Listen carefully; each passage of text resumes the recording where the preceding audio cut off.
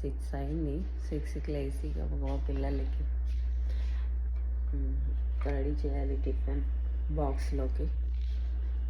So ఈ vegetable chapatis దీంట్లో carrot అన్నీ వేసి ఉంటాయి. దీన్ని మనం సాస్ అన్నీ ఎగ్ వేసి రోల్ చేసేయడం. సో పిల్లలకి బాక్స్ రెడీ చేస్తున్నా.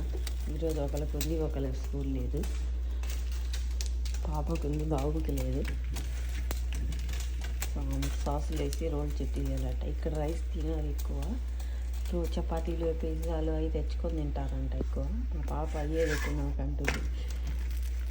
మన ఇండియాలో రైస్ అవే కదా తినేది ఎక్కువ. సో ఇది రెడీ చేస్తున్నా. మార్నింగ్ 6:20 అయింది.